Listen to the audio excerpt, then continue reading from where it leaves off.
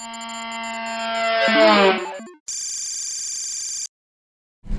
right, cool.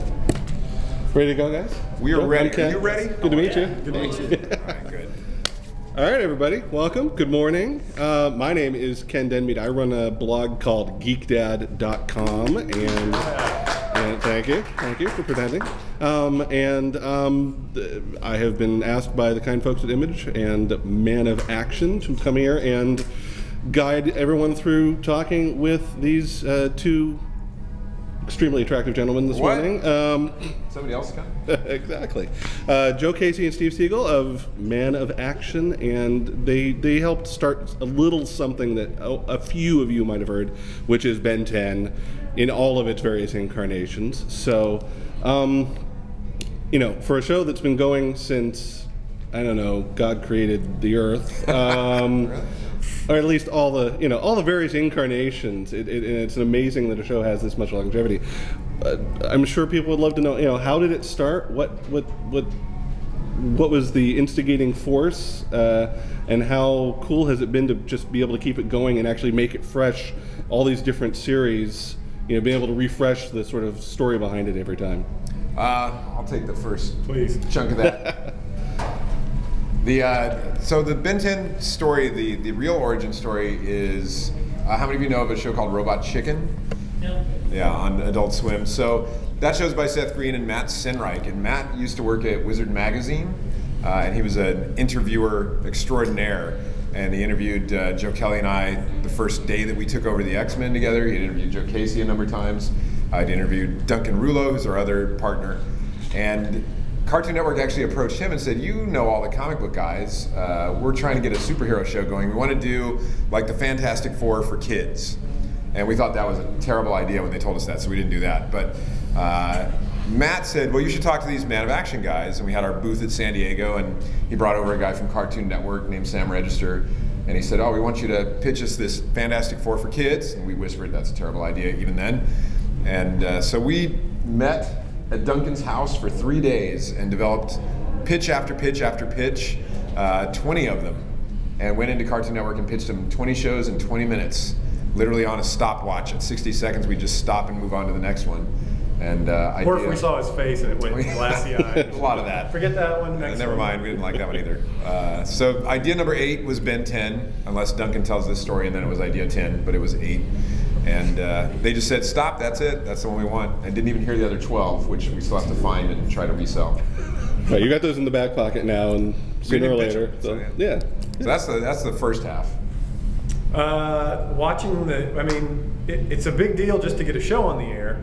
And the development of the show, I think we probably pitched it in, it was like 2003 maybe, 2004? A long time ago. And through various developments and iterations, testing, and all, it took about 3 years to get the show on the air. So by that point, we're all just like, wow, we feel like we've run this marathon, and the finish line. We were done when it started. The finish line was just to get the show on the air, and that was like, we were like, wow, we got a show on the air. And then it kind of blew up from there. That part was totally unexpected, and it's better than the alternative. It's better than the opposite happening. I can say that. Yeah, I mean, the weird thing about Ben 10 is, like in the U.S., the first time you go to Target and there's Ben 10 toys, you're like, well, that's just weird for us. But it's kind of big in the U.S. But then we started going overseas to conventions or trips or whatever, and it's way bigger everywhere else. And my friend Rafa, who's in a play that I tour around the country, is from Ecuador, and he sent me a picture from Ecuador last year. He's like, look, it's my effigy I'm gonna burn for New Year's. And apparently in Ecuador, you get like a big piñata thing, and you drag it behind your car, and then you light it on fire at the end of the year, and it's like some kind of good luck thing, although it sounds a little like a cartoon lynching. And his was this giant Ben 10 in Ecuador that they had mass produced to burn. I was like, well, we've really arrived. Right, and then you emailed them and said, where's my licensing money? Exactly. Right, yeah. Right. So, from a creator standpoint, you were involved in the development until it launched in 2003. Do you stay in development? Are you part of the writing team? Do you get to nurture it forward in at least big plot lines, things like that? Do you get to be are you the showrunners at that point? Yeah, no. On Ben 10, we wrote on the first season, Young Ben 10. We wrote a bunch of those episodes. But then we were setting up Generator Rex when that show metamorphized into its, is that a word? It is now. Metamorphosized? I don't even know. There you go. When it changed. turned into Alien Force. So we became consultants on Ben 10 because we were trying to ramp up Generator Rex and run that. And then similarly now we've moved over to Spider-Man, which we'll talk about in a while, I would imagine. So you can't really run more than one show, although now we're doing 5. But we shouldn't. Right. So more hands in hands. So we are consultants. We remain consultants. They'll call us and we'll be like, make that purple, and that's kind of our job now. That's your impact anyway. Yeah. That's cool though. But awesome. And P.S. Dwayne McDuffie did not need Man of Action. He was a great showrunner and a great human being, and kept that thing afloat almost single-handedly. Yeah. Have you guys touched at all on Omniverse, which will start at the end of this year? Or? We talked to him right at the beginning of Omniverse, and some of the ideas on Omniverse are things that we pitched to them a long time ago. Okay. So, whether they reinvented the wheel or came back to that stuff. Did we name it? I forget. Did we name it or not? We named Ultimate Alien. I don't know if we named Omniverse. All right. I don't think so. Right. Who watched Ultimate Alien last night? Or this weekend? They were at the Image Con. There was no time. Oh, okay. I was going to say, it was on? Oh, jeez. You DVR'd it, though, right? Okay. Quinn, I watched really? it. Not even? No? I watched it. Hey, I watched the original series. When I was like 5 or 6. But still. All right. Some points, that's Quinn. That's my younger son. He's a pro here. He's gonna be our Andy Richter. We're gonna go to him every now and then. Exactly. Staring at me. Yes. It's hard to be popular. All right. Now, how about the live? Not just the made-for-TV live actions, but there's a real motion picture in the works, right? Supposedly, yeah. Once again, and did you guys have nothing to do with that Well, no, at this point? we met with Joe Silver and his folks. Which is scary. Yeah, well, he was actually really cool. He was nice. We didn't expect to meet with him. We were meeting with his lackeys, and then. You mean his coworkers? Right. Yes. Exactly. And then he came in, and we were quite surprised that he was going to sit in on the meeting. We talked about it. And, what was cool was he came in and he was like, the reason I got this is because my kids love Ben 10 and told me I had to. Oh, neat. So it's not just like some guy doing it to do it. It was literally that his family was into it, that he had watched the show, and I think that can only make things better. That's a Hollywood producer thing, where he looks at all the property, need it, got it, need it, like that. Right, and it's like, Daddy, can we have? Can I have a Ben 10 Can we have feature? that? Yeah. No, I want the whole thing. Yeah. We said the same thing. Daddy, can we have a Ben 10 feature? So, it's all good. All right. Well, all right. So which came first, the Ben 10 or the Men of Action? Man of Action. Man of Action. Okay. Quite a bit, actually. Is the Man of Action origin story boring? It's kind of goofy. All right. So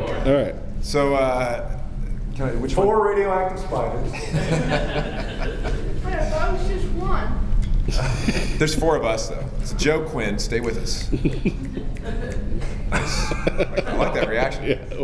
He has an older brother, so So you've all been walking around the Image Expo, and similarly, we used to walk around the San Diego Con. It was exhausting, and so we said, just as a joke, what if we got a table and just sat around the San Diego Con? And so we did, and we called it the Man of Action table before we had any idea that we would work together. And somebody came up the first year and they're like, Man of Action, what do you do? And we're like, we write. And he was like, do you write films? And we're like, sure. Yes. Yeah, we do. And he was like, oh, I want to hire you. I've got these 4 short films I have funding for. And he hired us to write. Oh, whatever happened to those films? I think some got made. I don't know. But we wrote these 4 films, so it's like then we had a Man of Action kind of credit. And then the next year, somebody was like, do you guys do video games? We're like, yeah, sure. Yes. Well, no, what happened was they came to me and said, do you want to write a video game? And I said, no, but, because it's a lot of work to write a video game, but I thought if I kind of put a lot of it on the other 3 guys, thanks. Then we'll be able to take the job, and I want to do all the work. So that was X-Men Legends, which we wrote. So after those 2 years, then we were like, okay, we've been paid twice, we're a company. And then we actually filed paperwork to be a company. Actually, we didn't even file paperwork until somebody wrote us a check to Man of Action. And we're like, we can't cash this check. What do we do with this? And then we tried to open a bank account, and they're like, you can't open a bank account. You don't have any paperwork. You're not a business. So we basically formed the business to cash the check. Be able to cash the check, which probably only paid to form of the business, right? Yeah, pretty much. Right. Actually, that is true. I played the lawyer and the LLC fee. But then people started hiring us to do stuff, so there you go. So get a booth at the next Image Expo and call it like... So that's the way to be successful. Apparently, in this yeah. business. Find a place to sit and just sit there. Just Somebody sit. How do you make what it? You're doing there. Sit. Yeah, make people come to you rather than going out. Yeah. Well, if you saw where we were at the first San Diego, you know, I mean, in comparison, anyway, has anyone ever been to San Diego Comic-Con? Okay. They kind of group it by what you do, right? So there's like a small press area, which is where we are now. There's like the big DC booths. There's Movie Land. Tell them where we were. We were in what I used to call the dirt mall, which was like the part that's not carpeted. And this was 10 years ago, so this is even before. Now there's not really a dirt mall in San Diego, because every place is fairly nice. But back then, it was like we were next to, what were those? Well, we're next to really cool guys who had, they had painted their character that they had created on a sheet, like a bed sheet, and clothespinned it to something that we thought was going to fall at any moment. And on the other side there are children in the room, adult performers on the other side of us. It was like the flotsam of San Diego. It all gathered in one area at the con. And there we were. And here's the part we hate about it, is that the guy with the sheet, endless line. The adult entertainers, endless line. Man of action, cricket. At least you always had something to watch while you were just sitting there. Well, no, they had a trailer on loop, which I can almost remember the line still. No, that was another year. I'm combining them. Oh, I see. Okay. Okay. Well, that's saying that when we were in the dirt mall, that anyone had any AV capabilities, which they There's did no not. power. There was no electricity, nothing. All right. So you guys do video games. You do comic books. I mean, you do anything. You're you know. That makes it sound so sordid. I got papers my kids need to write. So I used to teach college. I can hook them up. There you go. So I mean, what have you got in development right now that would be surprising to people, or that's an off the cuff. Well, so Ben 10 is turning into a completely new show, I think at the end of this year, called Ben 10 Omniverse, which you may have heard about. And it's going to do interesting things to the mythology of the shows. If you liked young Ben or old Ben more, you are suddenly not going to have to make a decision between which one you like, we can say. And total retcon. We're not allowed to say almost anything. And I don't know, so I can't. Joe doesn't have any idea. So that'll be coming in the fall. Generator Rex, we did 60 episodes, and they're still plowing their way through those. But April 1st, we start Ultimate Spider-Man for Marvel Disney, which is it's cool, but I don't know if it's going to be everybody's cup of tea. Because Joe Quesada said something great at one of the early meetings. He said, we know Spider-Man has lots of fans our age, and we know what we like, but what if we made Spider-Man right now? Let's keep everything that makes him cool, but if you invented it right now, what would that show be like? How would you get... your audience is going to be 6 to 12-year-old kids, and what are they into? What kind of program do they respond to? What kind of storytelling do they respond to? But in the way that like the Marvel comics of 1961 really became modern in their own time, it's like that. We hope. We hope. Well, yeah. The ultimate line was the purpose was sort of redo everything from it's now modern times. The plot lines have always been a little bit harder, so you're going to bring Spider-Man. Yeah, but here's the thing. So Ultimate Spider-Man, Brian Bendis works on the show with us, and this is not Brian Bendis's Ultimate Spider-Man as a cartoon. It's the same idea of the ultimate just means start over with all the coolest parts and tell it for right now. Okay. So Bendis's comic started 10 years ago. So in its own way, that's a little dated. So this is a completely new take. Okay. So it's Spider-Man in high school, it's Spider-Man with great power comes great responsibility, but the animation part of it violates most of the rules of animated shows in lots of cool ways. And Spider-Man is idiosyncratic. His irreverence is displayed in a different way than you've seen with cartoons before. Yeah, totally. Biological or mechanical web slingers? I don't think that's on the list of things we can say. Oh, dang. Because that's something that'll turn We literally got an fans email 3 days ago going, you can only say these 11 things. So I'm trying to dole them out. How awesome it is. So you guys are doing the writing on first season? Well, we run the writers part of it. We're producers on the show. And in the first season, the first couple episodes, we kind of wrote ourselves just to get the ball rolling. Paul Dini wrote the pilot. Ooh, nice. And then we sort of picked up that ball and ran with it. And now at this point, we're just kind of supervising the writing, running the, hiring the writers, working with the writers. We break the stories, and we're story editors basically. But we do it a little bit differently, which is that most shows you give a writer an idea, and then they do everything else. And so we're doing kind of a double outline and the final passes on the script. Okay. So it's kind of a weird hybrid. It's much more like a live TV writer's room, where it's sort of like gang writing, and you're breaking story in the room, and then somebody goes off and writes the script. And Bendis does whatever he wants, and we just go, that was great. That was genius, yes. What's the usual time frame between, you put the first rough script down and send it off to folks to actually being able to see an episode? We started we got the gig in the fall of 2010, and we started. Now here we are. The show's about to. Yeah, we just saw one about a month and a half ago. And how weird is? I mean, obviously you guys have been doing this for a while, so you've dealt with this previously. But I being a huge fan of all of these shows. And is this one Andrea Romano doing the voice direction on this again? So? No. This is Colette, who does our Generator Rex show. Okay. Colette Sunderman, who is brilliant. But how cool is it to be able to watch one of those episodes that you wrote and see and hear your words coming out of some of the voice acting. I'm a voice actor geek. I love I've interviewed D. Bradley Baker and Will Wheaton and all folks like that, and being able to hear Clancy Brown talking, speaking your lines and folks like that. What is that? It's super cool. I mean, my other gig sometimes is theater stuff, and so I like the acting part of things. And the voice record is the most like that for me, so it's super cool. On Generator X, we got, you sit around and you're like, who should do these characters? And we did the Ben 10 Generator X crossover.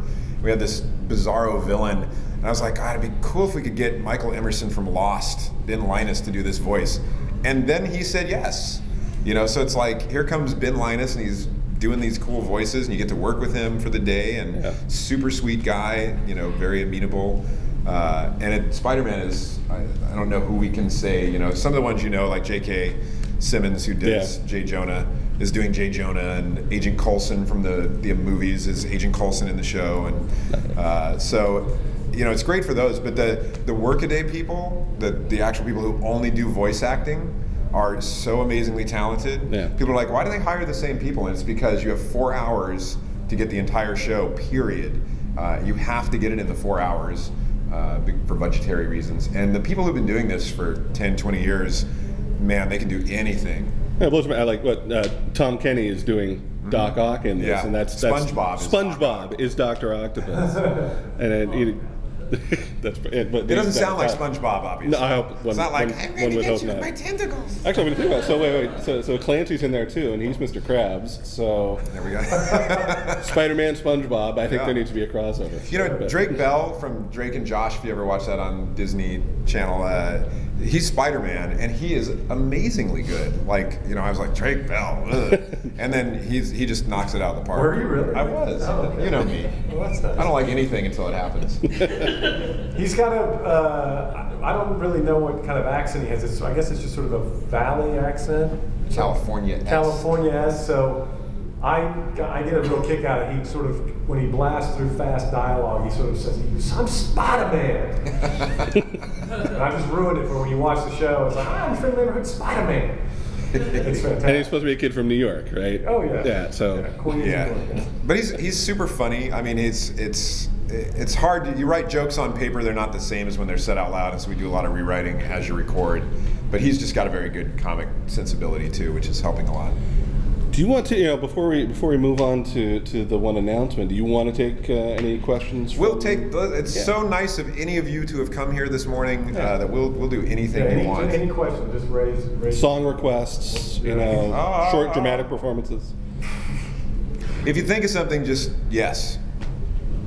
Generator X, Ben 10. There are also comic books as well as TV. Transmedia is like the new wave of comic book creators now. They want to have an action figure and a game and how does one develop a property that works in all those mediums?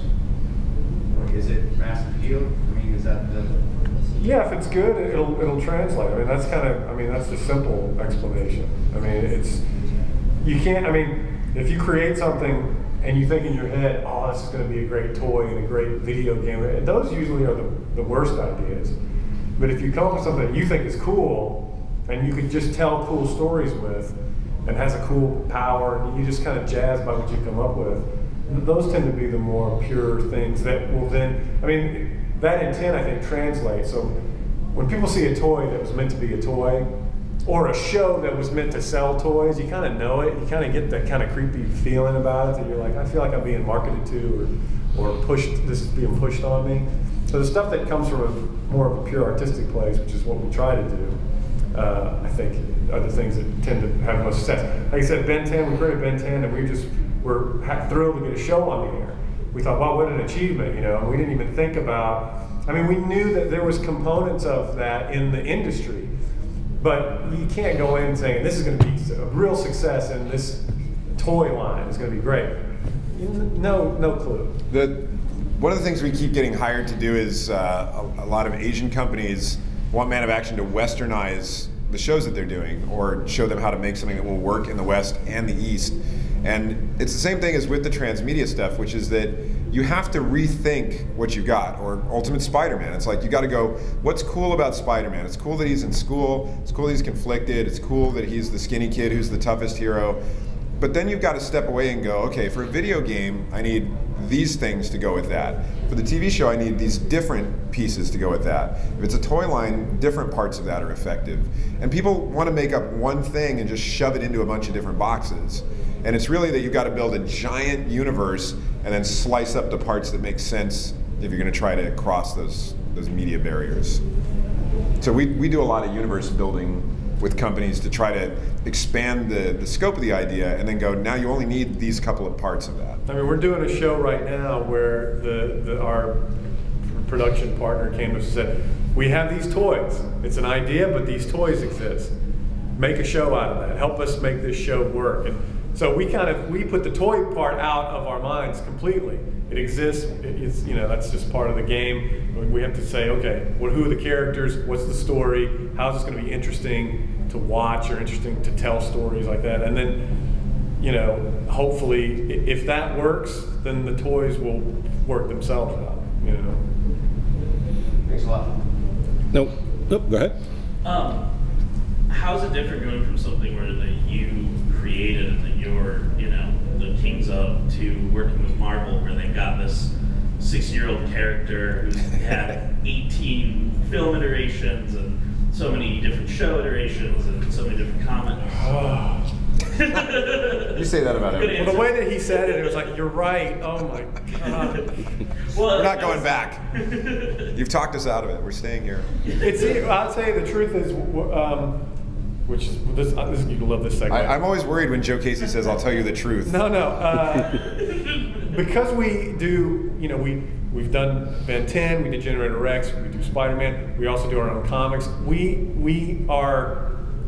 know where we have our real creative outlets where we do exactly one. That's usually in the comics. So to have that going on simultaneously with something like Spider-Man, it makes it a lot easier to go work on that and say, we're a cog in the machine, we're trying to make this product, we're trying to make this do well and be good, but we know the masters that we're serving. If we were just doing Spider-Man, you know, it'd be difficult because you'd feel like you don't have that. We're used to having this creative outlet. So that's why we continue to do our comic books, because it gives us that. It's kind of like that pressure release. Yeah, you use Butcher Baker to blow off steam. Okay, that's one way of putting it. Yeah, yeah, but that's exactly right. Because you'll deal with, you know, a Spider-Man situation that's just part of the business. It's part of the job. And in the back of your head, you can go, "Thank God, I can go home that night and write a comic book that's exactly how I want it to be and exactly what I want it to be." Yeah, I mean, that's the main thing is, in anything creative, if you have an aspiration to work in a creative medium, those are the two parts of it. One is your stuff, which can be exactly what you want, but a lot of people that I talk to at conventions want to do their stuff, but on Deadpool or on Superman, and it's not your stuff. You know, you have limitations, and if you take that job, you have to go, all right, I know what I'm getting into, and it's not going to be my vision of whatever this character is. It's going to be their vision.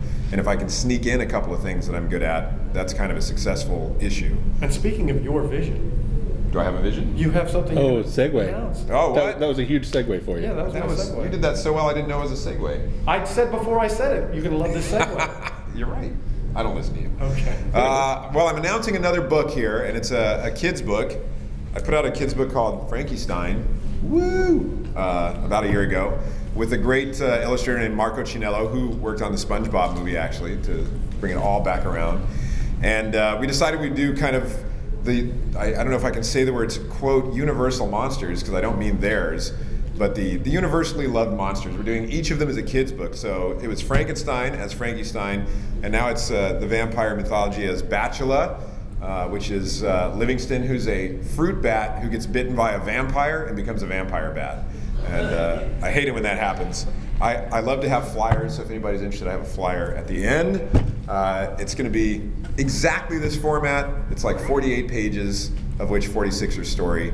And the art is drop dead good. I thought Frankenstein was great, but Marco has gone a whole nother echelon for Batula. Is that the only art you're showing? No. Do we have more? Let's see what else you threw in there. There we go. Yeah.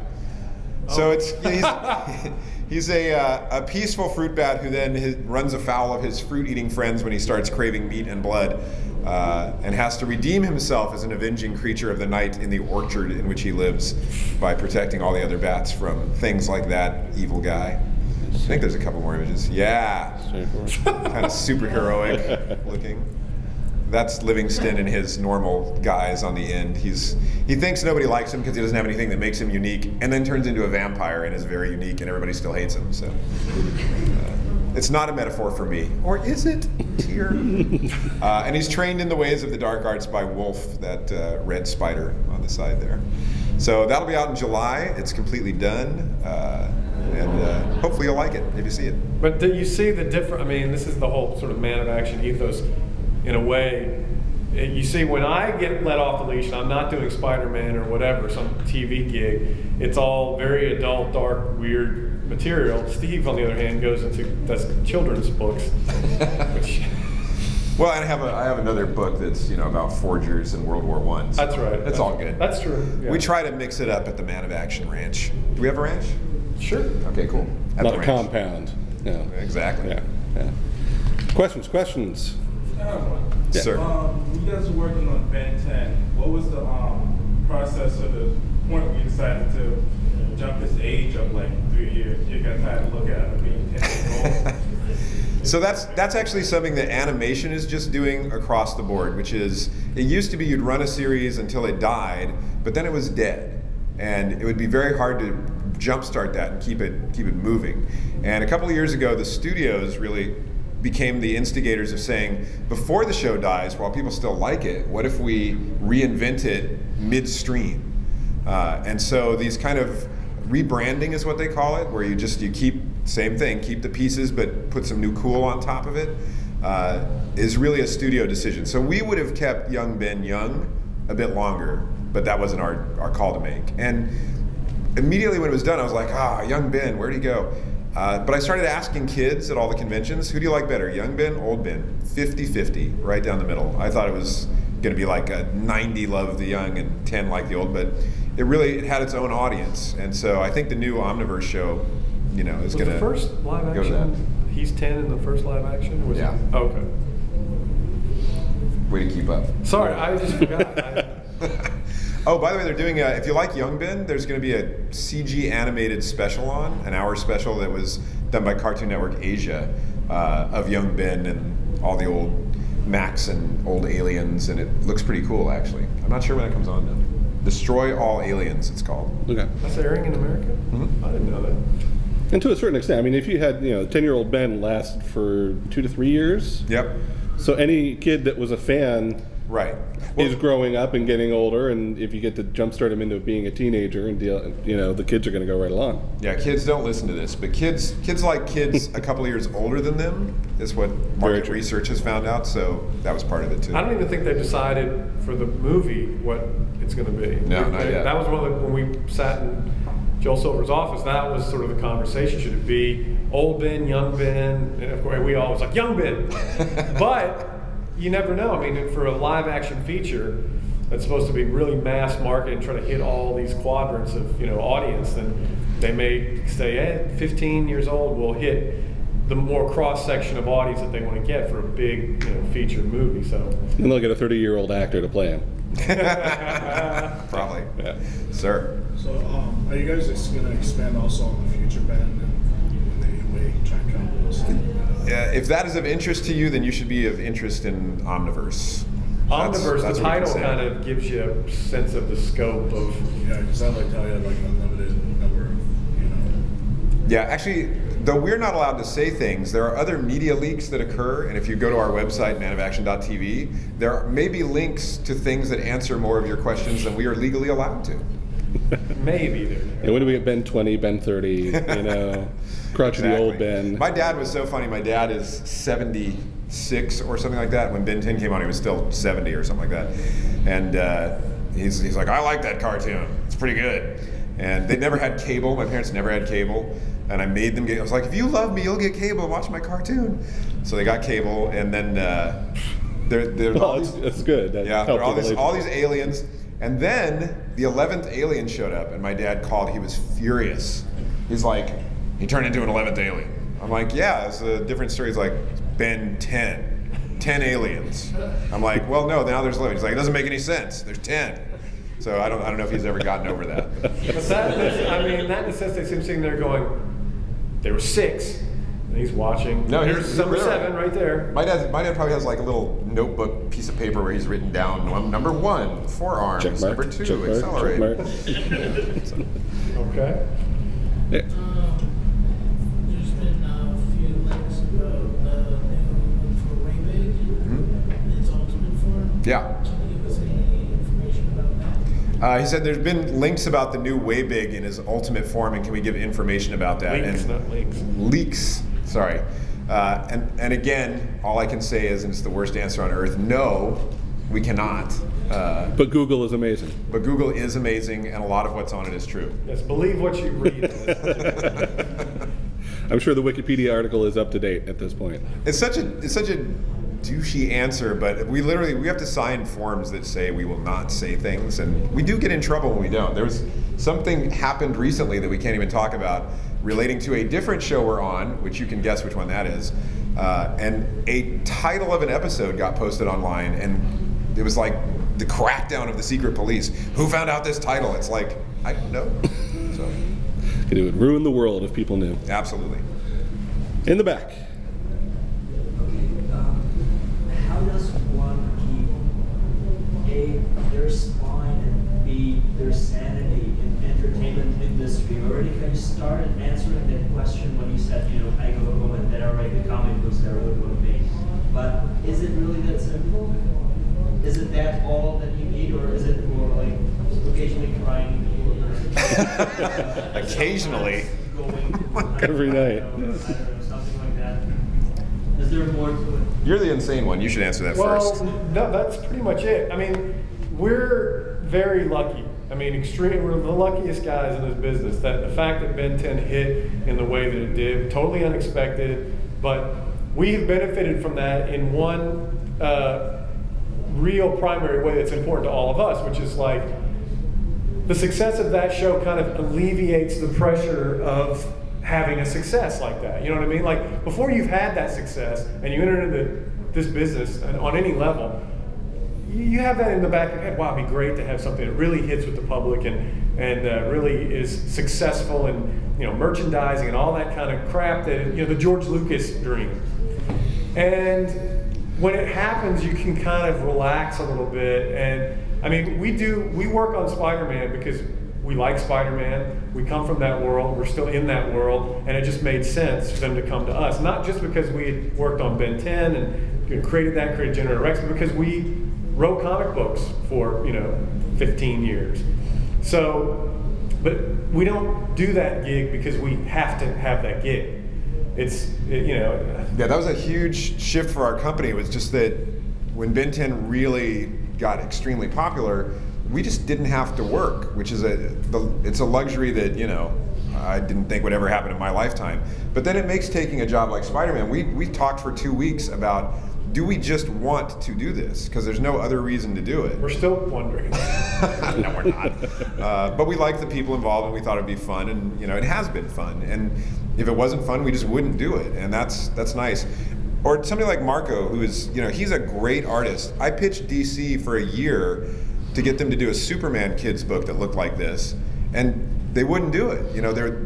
They just would not get their head around that, or they didn't like his art or whatever.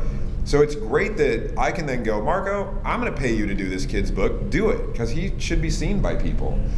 So that's been amazing, and that keeps my sanity. Yeah, that's the sanity part. The spine, you're born with it or you're not, really. And, and the 2 men of action who aren't here don't have spines, and we have spines. So. And that's going up in the internet right now. You're not recording this, are you? Yeah. Oh, we'll tell Joe. Also tell him that his website's down. Yeah, no. Yeah. Yeah, I think he knows. Okay. It'll depress him though. Joe's in Mexico on vacation, by the way.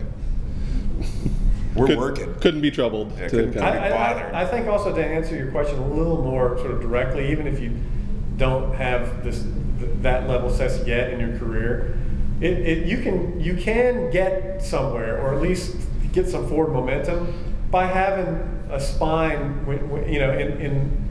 I was going to use another piece of anatomy, but there's children here. I can't believe you showed restraint. I know. It's not your strong. I learned from yesterday. But I mean, if you're willing to kind of stand up for certain things as you're moving through your career, it can pay off. I mean, you don't have to bend at every point in your career as you're going up the ladder. I mean, there's something to be said for, it's not necessarily like full-blown integrity, like you won't do anything, but you pick your battles, you stand up for the things that you really, really do believe in, and you're not going to win every fight, but sometimes the fight is worth it in the long run, because then you're not that guy that gave up at every time he hit some resistance or got a weird network note that you really didn't agree with, or you're breaking a story and you feel like it should go left when everybody thinks it should go right. I mean, there are times where you should fight for what your creative vision is. The nature of both entertainment and comics is that people hire people that it's easy to work with, and people who turn in their work on time. Those are the 2 most important things, not talent. Talent happens a little later in the process. But if they like you, and if you turn stuff in, you will work. And so a lot of times you're going, why is that show so bad? Why is that comic so boring? A lot of times it's because that person's really easy to work with, and they're professional and get their stuff done on time. So it's true. You're way worse than me today. I know. But the point of that is that there is a respect for the people who then go, you know what, I can't do that because it doesn't make sense, or it's not going to turn out well, or this could be better if.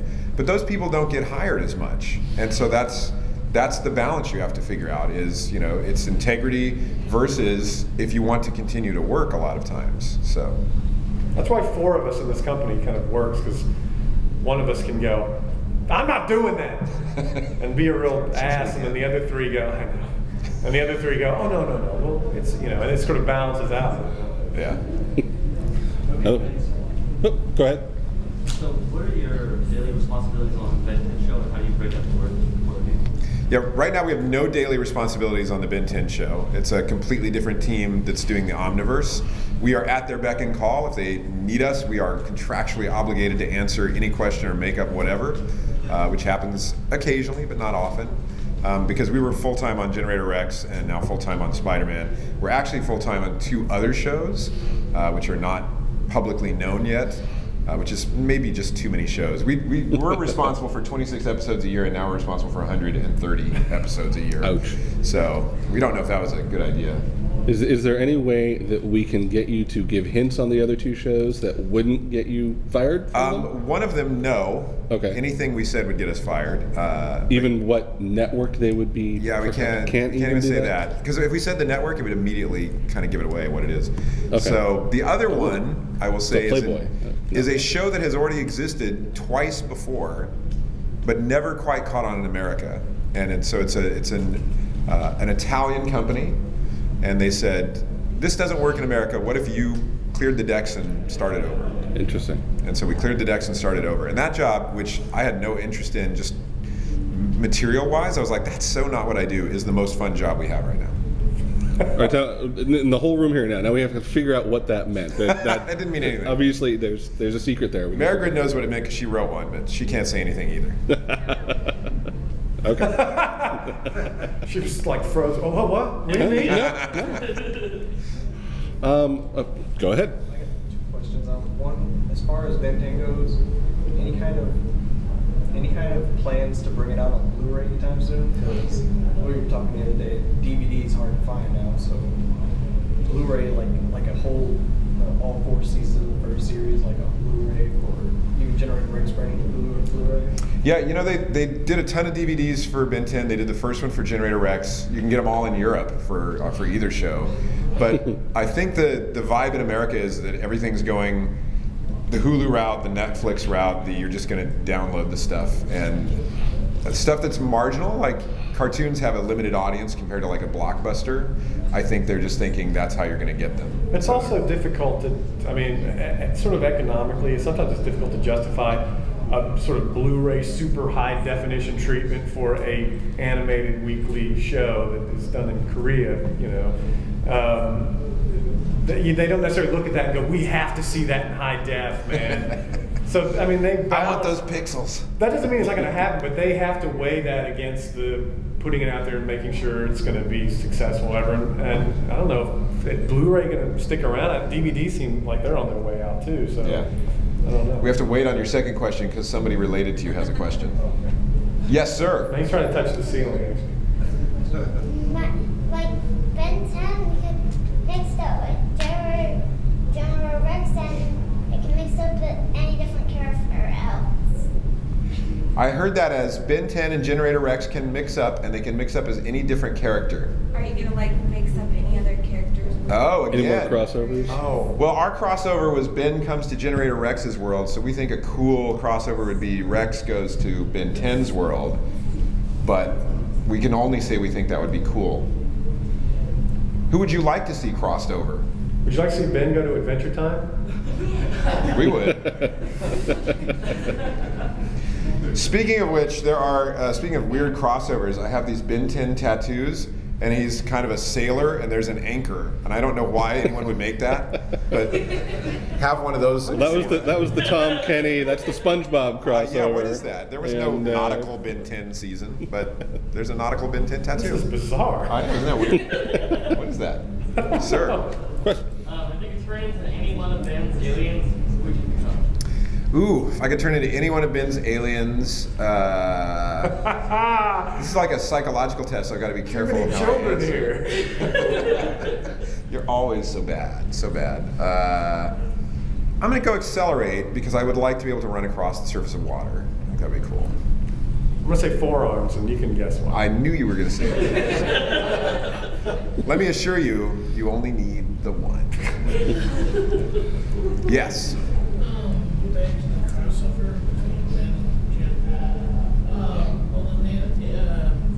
there was another crossover, could the nanites be a reason since in Ben you have the Hive, which is also miniature robots too, and in Generator Rex, White Knight has to wear that suit, so is it possible that Ben got infected with those nanites for using? Yeah, the question is, in our crossover, Ben came to the world where everybody has nanite infection except White Knight, so is it possible that he then took them back to his world? And that was the first thing we said, because we actually wrote those episodes. We're like, he's infected now, he's taking them back. So I think yes. And also the fact that the creature that they battle in the crossover was in Ben's world, would Yeah, it came from the creature, the villain, the Michael Emerson character, came from Ben's world, technically because he was in the space. So. Wouldn't that also cause the infection to spread too? Yes, it would. It would. It's a lot of mythology to export into a different universe, though, so I doubt that would be the plot, but I think technically, yes, that could be the plot. Yeah, you had a second question. I'm a huge Haunt fan. Oh, really? He's a huge fan of Haunt. Who's reading Haunt? By Joe Casey and Nathan Fox from Image. I love the creative team as well. I was wondering if there's any insight. I know Haunt and Spawn have a lot in common. I can totally see soon them teaming up. But how about like a Kurt and Al Simmons before either of them had died, like some kind of flashback story? I like that better than the Haunt Spawn crossover idea, actually. So that's not a bad idea. If I tell that to Todd, he'd be like, "Oh, yeah," and then I'll have to do it. So He's right there. Just go tell him. Yeah, exactly. I'm gonna, Next door. I'm gonna like wait. Until, Make this man's dreams come true. Well, this is the Image Expo. I got some other things to do first. That's true. But I like that idea. Any more questions? Any more secrets? Any more? What else can we tell you that's exciting? Not much. Man of Action has a couple of other cool, there's a couple of film projects based on some Man of Action books that are happening, and there's a couple of TV projects, live action TV stuff. We're not the guys who put out the press release first, though, so we always just kind of play that close to the vest. But people are like, why don't people do more with your stuff? It's because the Hollywood thing is they buy everything, they make almost nothing. So we'll tend to talk about stuff on our website, manofaction.tv, when it's real, or at least more real. Or if you go to the booth downstairs, he'll just tell you. I'll just tell you. And the other thing I would say is I'm doing a series on Twitter, since this is Wired affiliated. Absolutely. Called Citizen, because I hate Twitter. I don't care if you're having a Pop-Tart. I don't care if you went to Starbucks. So did 5,000 other people. Wait a minute. You just said. Exactly. So I decided I'd tell a story on Twitter. So I have a channel that's a private Twitter channel. It's not very private because anybody can access it, but this is the fantasy of it all. Of a group of agents who are out in the cold communicating with each other about what their agency is doing to them. So Citizen Daily Twitter, if you're interested in such things. That sounds like fun. Is that the actual, like the, whatever they call it, Is that the? Oh, it's Stephen T. Seagle, just smashed together. It's at Stephen T. At Stephen T. Seagle. Come on, man. Well, people who do Twitter know that it's at. I don't do Twitter. I know, that's why I said that. All right. Please encourage Joe Casey to get on Gmail and to have a Facebook page. Thank you. And off AOL.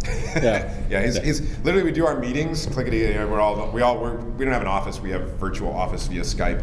And every 5 seconds, you've got mail. It's like Joe Casey checking his email. Who's on AOL? I'm a loyal guy. That's true. All right. Is that good for everyone? Have a tattoo. Have a flyer. We got one more. Out of stuff that you guys create, how much of the actual ownership that you have? You just create things and you like Ben 10, for instance. Is that just a property of Cartoon Network now? Cartoon Network owns it, but we have a cut of it. That's the deal you make with the network. But that's why we were doing all of our books through Image now, is because you own it 100%. And that's the only deal in comics with that deal. That's why Image Comics is special. That's why they matter. That's why we're doing our books there. And I'm glad you guys are all at Image Expo for that very same reason, because I know you know what I'm talking about. One more. Yeah, how do you find really talented people to do things that you have created, that you trust so much or invested so much in, and then are able to give them out to people to sort of have them, because you say you work on a lot of stuff and you'd be sort of allowing something that's so close to you to put into the hands of other people. Well, just by the volume of our workload, we've had to do that. I mean, we used to be much more insular about what we were doing, and when we took on all these new jobs, we were like, that model's not going to work. We're just going to all die of strokes and heart attacks. So we got more people, but like Margaret, I saw at a book club. They did a book club at a Emerald Knights comic shop in Los Angeles, and she had written animation. She had samples that were current and good. It helps that they're good, and you just meet people that way. So it's like all things. It's relationships, it's determination, and it's being good at what you do and being professional and on time. And going to conventions is a great place to meet people. I've got a buddy who's trying to do a comic. I'm like, go to Artist Alley. There's 50 artists there. I bet one of them is somebody who would work with you, maybe. Joe Casey, you always work with new people. How do you do it? Just what you just said. I go to Artist Alley and I ask 50 people and one says yes. Awesome. I think we will close this one up then. I want to thank you. Are the best. You guys, happy to help. Happy to help. Thank you all for coming out Sunday morning, and enjoy the rest of your con, folks. And let's hear it for Quinn. Have a tattoo. Have a flyer. Nautical Ben 10.